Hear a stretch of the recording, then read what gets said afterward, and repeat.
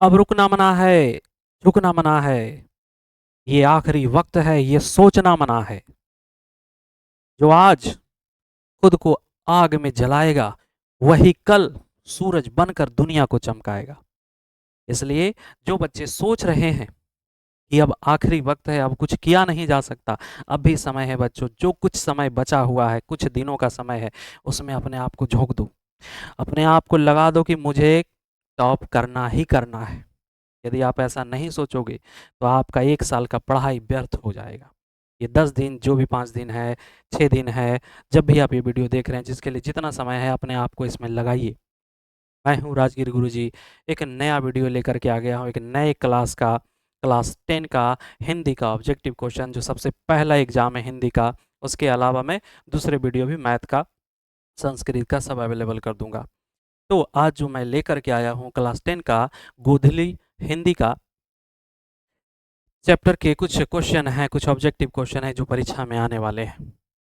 तो आप मिलकर तैयारी करिए, हम भी साथ हैं, आप भी साथ रहिए, दोनों मिलकर कामयाब होते हैं। तो चलिए शुरू करते हैं इस ऑब्जेक्टिव को। और जो जो नए बच्चे देख रहे हैं, कृपया शेयर कीजिए और चैनल को सब्सक्राइब कर लीजिए, ताकि आगे आने वाले सभी वीडियो को आप तक मैं पहुंचा दूं।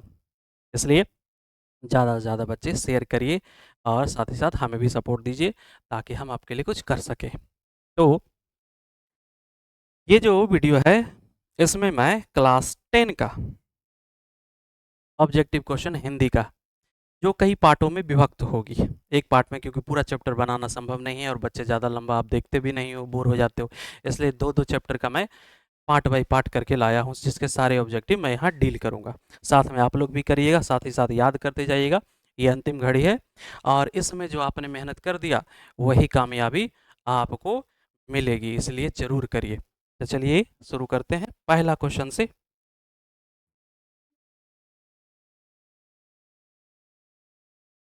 सबसे पहला चैप्टर बच्चों आपने पढ़ा जरूर होगा, पहला चैप्टर है श्रम विभाजन और जाति प्रथा। श्रम विभाजन और जाति प्रथा क्या है बच्चों? श्रम विभाजन और जाति प्रथा, जिसके लेखक का नाम क्या था? डॉक्टर भीमराव अंबेडकर, जिसे बाबा साहब भीमराव अंबेडकर भी कहते हैं। तो पहला चैप्टर है श्रम विभाजन और जाति प्रथा, जिसके लेखक का नाम है भीमराव अंबेडकर। तो उनके ही चैप्टर के ऑब्जेक्टिव में लेकर के आया हूं। देखिए लेवल भी लगा हुआ, जो कौन से ईयर में पूछे गए हैं वो सारे क्वेश्चन यहाँ पर आपको मिल जाएंगे। आपको क्वेश्चन बैंक भी पढ़ने की जरूरत नहीं है, सारे क्वेश्चन मैं यहाँ पर डील करने वाला हूँ। इसलिए ज़्यादा से ज़्यादा वीडियो को देखिए, लाइक कीजिए, कमेंट करिए, इससे मेरा उत्साह भी बढ़ते रहेगा। देखिए पहला क्वेश्चन, लेखक भारत में बेरोजगारी का एक प्रमुख और प्रत्यक्ष कारण किसे मानता है? तो जो पढ़े होंगे उनको पक्का पता होगा कि इसका कारण है जातिवाद। भारत में बेरोजगारी का एक प्रमुख और प्रत्यक्ष कारण जो बना है वो है क्या? जातिवाद। क्या है बच्चों? जातिवाद। जातिवाद याद रखेंगे, जातिवाद भरा हुआ हमारे समाज में। जाति प्रथा को श्रम विभाजन मान लिया जाए तो यह स्वाभाविक विभाजन नहीं है, क्योंकि यह मनुष्य के रुचि पर आधारित नहीं है। यह कथन किस पाठ का है? यह कथन है श्रम विभाजन और जाति प्रथा का, है ना। जाति प्रथा को श्रम विभाजन मान लिया जाए तो यह स्वाभाविक विभाजन नहीं है, मतलब इच्छा पर विभाजन नहीं है, क्योंकि यह मनुष्य को उसकी रुचि पर आधारित काम नहीं देता है। यह कथन किस पाठ का है बच्चों? तो श्रम विभाजन और जाति प्रथा। अगला क्वेश्चन है, जाति प्रथा पेशे का दोषापूर्ण पूर्व निर्धारण ही नहीं करती, बल्कि मनुष्य को जीवन भर के लिए एक पेशे में बांध भी देती है। प्रस्तुत गद्यांश के रचनाकार कौन है? इसके रचनाकार हैं भीमराव अंबेडकर। जाति प्रथा पेशे का दोषपूर्ण पूर्व निर्धारण ही नहीं करती, बल्कि मनुष्य को जीवन भर के लिए एक पेशे में बांध भी देती है। प्रस्तुत गद्यांश के रचनाकार कौन है बच्चों? याद रखेंगे भीमराव अंबेडकर हैं। कौन है? भीमराव अंबेडकर। श्रम विभाजन और जाति प्रथा पाठ बाबा साहेब की किस भाषा का संपादित अंश है?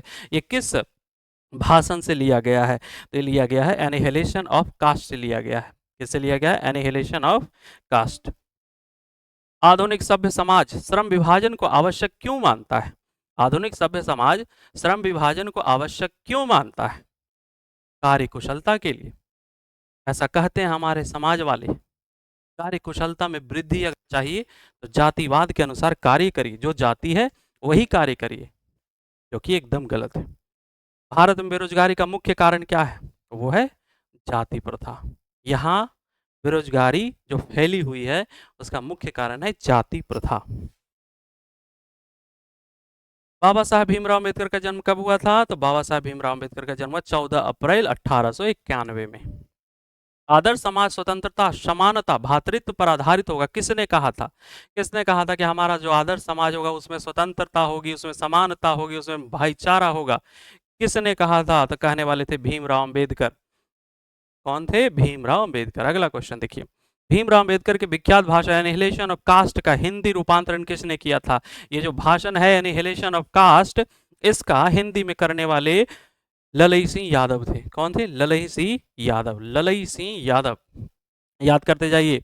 बुद्धा एंड हिज धम्मा के लेखक कौन है? Buddha and his Dhamma, Buddha and his Dhamma के लेखक कौन है? तो इनके लेखक है भीमराव अम्बेडकर। कौन है? भीमराव अम्बेडकर। भीमराव अम्बेडकर।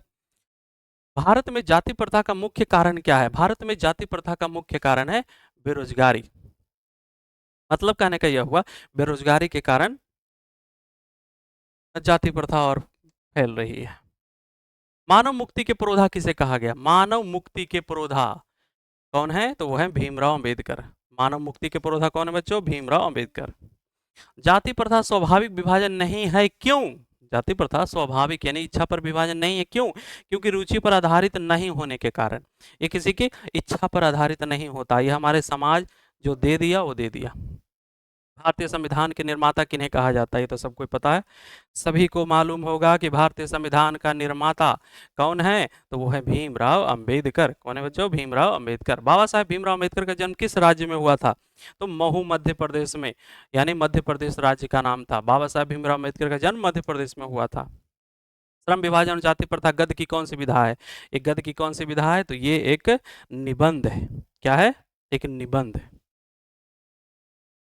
भीमराव अम्बेडकर के मुख्य प्रेरक व्यक्ति कौन थे? तो मुख्य प्रेरक व्यक्ति यानी आइडल व्यक्ति कौन थे? तो बुद्ध भी थे, कबीर भी थे, ज्योतिबा फूले भी थे। यानी उपयुक्त सही इसका सही जवाब है, यानी तीनों हैं, बुद्ध भी थे, कबीर भी थे और ज्योतिबा फूले भी थे। अगला देखिए, संविधान निर्माता अम्बेडकर के अनुसार आज समाज किस पर आधारित होना चाहिए?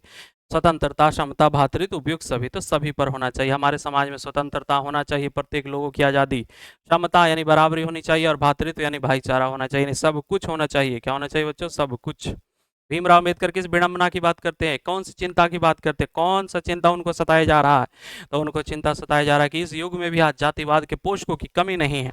आज भी जातिवाद के पोषक यानी जो पालने वाले हैं उसको बढ़ा रहे हैं, जातिवाद को बढ़ावा मिल रहा है। अंबेडकर के अनुसार भाईचारे का वास्तविक रूप क्या है? अंबेडकर के अनुसार भाईचारे का वास्तविक रूप है दूध पानी का मिश्रण। जिस तरह दूध और पानी मिलकर एक हो जाते हैं, उसी तरह भाईचारे का होना चाहिए। भाईचारा दूध पानी की तरह होना चाहिए। यह विडंबना की बात है कि इस युग में भी जातिवाद के पोषकों की कमी नहीं है। कथन किस पाठ का है? ये श्रम विभाजन और जाति प्रथा का है ना। ये बड़ा चिंता वाली बात है कि इस युग में भी जातिवाद के पोषकों की कमी नहीं है, जातिवाद को बढ़ाया जा रहा है। ये किसका लाइन है? तो ये श्रम विभाजन और जाति प्रथा का है।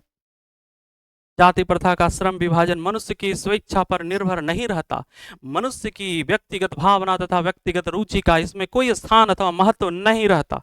प्रस्तुत गद्यांश किस पाठ से उद्गात है? ये जो लाइन लिया गया है कहाँ से लिया गया है? ये लिया गया है श्रम विभाजन और जाति प्रथा से। कहाँ से लिया गया बच्चों? जाति प्रथा, श्रम विभाजन और जाति प्रथा से। अगला, भाईचारे का दूसरा नाम क्या है बच्चों? भाईचारे का दूसरा नाम है लोकतंत्र। भाईचारा का दूसरा नाम क्या है? लोकतंत्र। अंबेडकर ने किनको मानवीय अधिकार व सम्मान दिलाने के लिए अधिक संघर्ष किया? अंबेडकर ने किनको मानवीय अधिकार और सम्मान दिलाने के लिए अधिक संघर्ष किया? अछूतों, मजदूरों, स्त्रियों, उपयुक्त सभी, सभी को।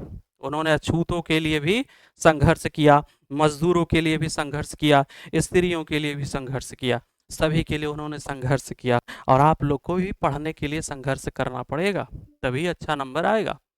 The castes in India there mechanism किनके द्वारा लिखा गया? ये देख किनका चैप्टर है, किनका बुक है ये?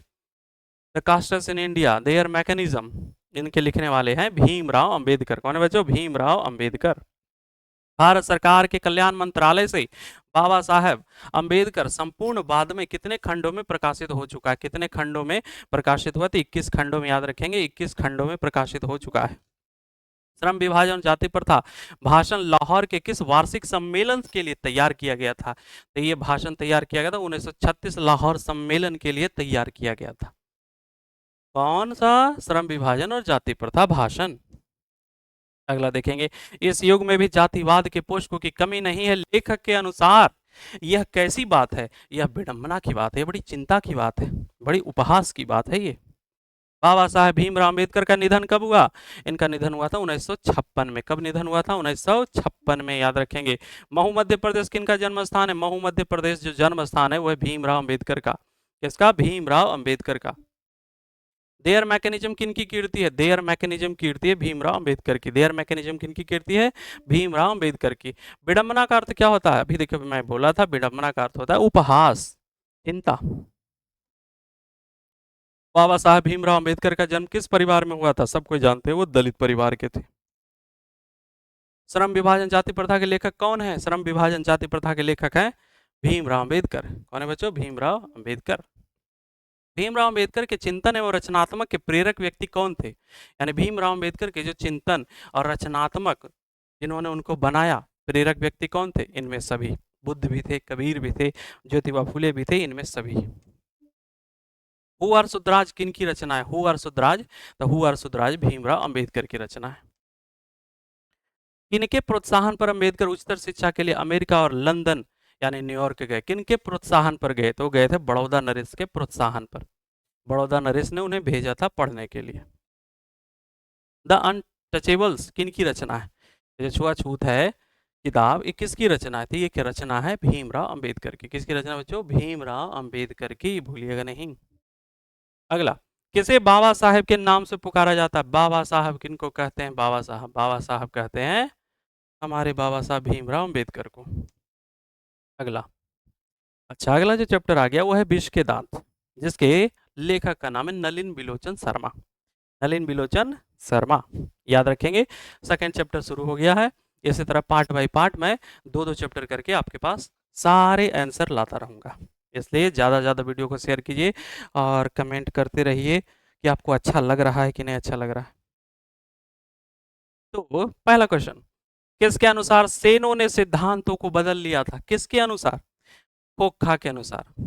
खोखा क्योंकि जो पैदा हुआ था वो नाउम्मीद बुढ़ापे में पैदा हुआ था। उम्मीद नहीं था कि कोई बेटा पैदा होगा, लेकिन बेटा पैदा हो गया तो इच्छा पूरी हो गई सेन साहब की। और सेन साहब की जब इच्छा पूरी हुआ ना, बेटा के लिए सब कुछ बदल दिया। ऐसे ही लड़के आगे चलकर गुंडे चोर डाकू बनते। यह पंक्ति कहानी किस पात्र ने कही थी?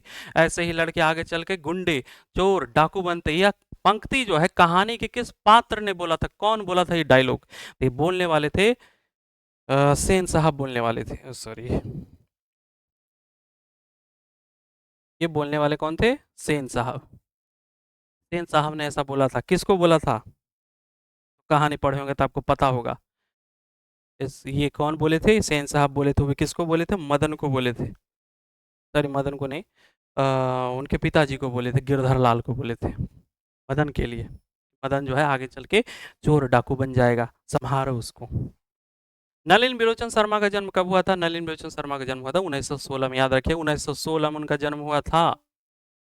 खोखा के दांत किसने तोड़े थे? खोखा के दांत तोड़ने वाला था मदन। याद रखिएगा, खोखा के दांत तोड़ने वाला कौन था? मदन था। वो भी कई दांत तोड़ा था? 2 को तोड़ दिया था। सेन साहब की कार की कीमत कितनी थी? तो सेन साहब की कार की कीमत 7,500 थी। कितनी थी? 7,500। सेन साहब की आंखों का तारा कौन था? आंखों का तारा कौन था? तो वो था खोखा। मोटर को कोई खतरा हो सकता था तो किससे हो सकता था? तो खोखा से हो सकता था। किससे हो सकता था बच्चों? खोखा से। लड़कियां तो पांचों बड़ी सुशील है, पांच पांच ठहरी, और सो भी लड़कियां तहजीब और तमीज की जीती जागती मूर्त है। यह उपयुक्त गद्यांश किस पाठ का है? तो यह है विष के दांत से। किससे है? विष के दांत से। विष के दांत कहानी किस वर्ग के अनेक अंतर विरोधों को उजागर करती है? यह मध्यम वर्ग के अंतर विरोधों को उजागर करती है। सीमा, रजनी, आलो, शेफाली, आरती पांचों किनकी बहनें थी? ये खोखा की बहनें थी। 5 बहनें थी उसकी। नलिन बिलोचन शर्मा का जन्म कहाँ हुआ था? नलिन बिलोचन शर्मा का जन्म हुआ था पटना के बदरघाट में। हिंदी कविता में प्रपद्यवाद के प्रवर्तक कौन है? प्रपद्यवाद के प्रवर्तक हैं नलिन विलोचन शर्मा, याद रखिएगा। हिंदी कविता में प्रपद्यवाद के प्रवर्तक है नलिन विलोचन शर्मा। इनकी लड़कियां तहजीब और तमीज की जीती जागती मूरत है, वो है सेन साहब की। इनकी लड़कियां तहजीब और तमीज की जीती जागती मूरत है, तो वो है सेन साहब की। अगला, गिरधर लाल सेन साहब की फैक्ट्री में क्या था? गिरधर लाल जो था मदन का पिताजी, हुसैन शाह के फैक्ट्री में कौची करता था? किरानी का काम करता था, क्लर्क था वो। मैं तो खोखा को इंजीनियर बनाने जा रहा हूँ, ये कथन किसका है? कौन बोलता था मैं तो खोखा को इंजीनियर बनाऊंगा? तो ये सेन साहब बोलते थे कि मैं अपना बेटा को क्या बनाऊंगा? इंजीनियर बनाऊंगा। विष के दांत पाठ की विधा है। विष के दांत पाठ की कौन सी विधा है? तो ये है कहानी, ये एक कहानी है। सेन साहब अपने बेटे खोखा को क्या बनाना चाहते थे? वो बनाना चाहते थे बिजनेसमैन और इंजीनियर, यानी बिजनेसमैन नहीं तो इंजीनियर बना देंगे। खोखा जीवन के नियम का अपवाद था और यह अस्वाभाविक नहीं था कि वह घर के नियमों का भी अपवाद हो। यह गद्यांश किस पाठ का है? यह है विष के दांत का। ये लाइन जो है, जीवन के नियम का तो अपवाद था ही खोखा, साथ ही साथ वह घर के नियमों का भी अपवाद था। उसके उस पर घर के कोई नियम लागू नहीं होता था। खोखा के पिता कौन थे? खोखा के पिता थे सेन साहब।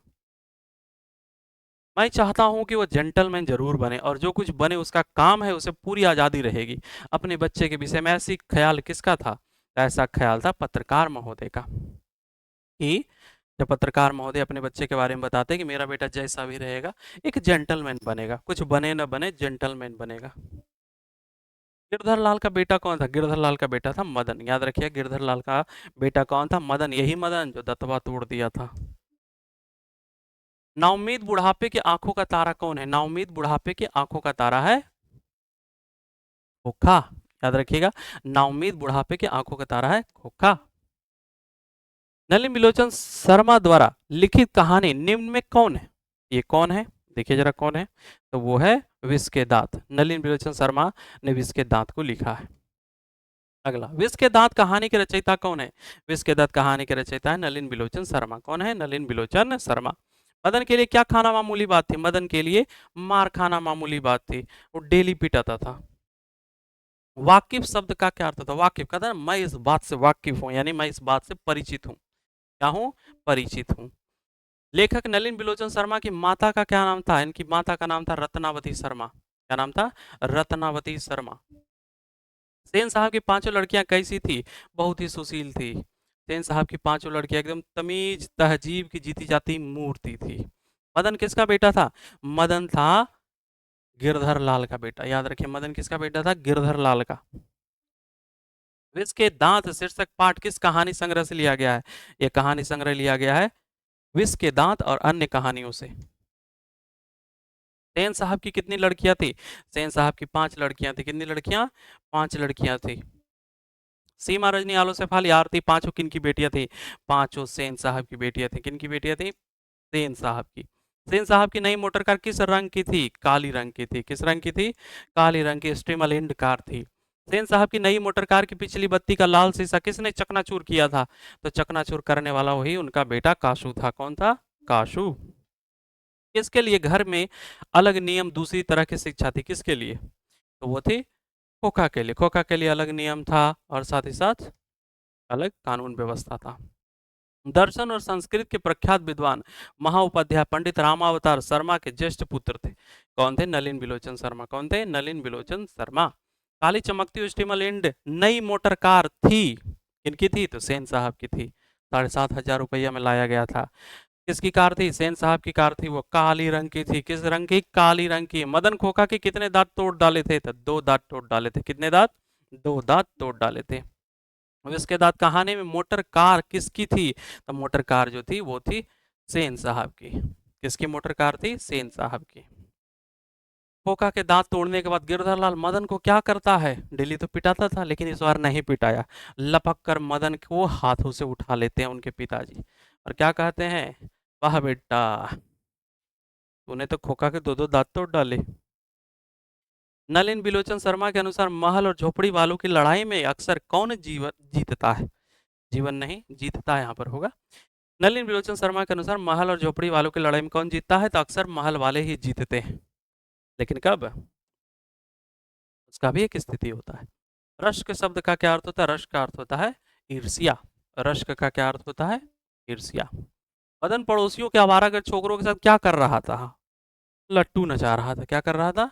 लट्टू नचा रहा था। देखिए, आपके दोनों चैप्टर के जो इंपॉर्टेंट क्वेश्चन थे समाप्त हो भी गए। इस तरह से 2-2 चैप्टर करके मैं ये वीडियो लाता रहूँगा और आप देखते रहिए, शेयर करते रहिए, सब्सक्राइब करिए और पसंद आए तो लाइक करिए, अपने दोस्तों में भेजिए। इसी के साथ ये वीडियो समाप्त होता है। जय हिंद, जय भारत।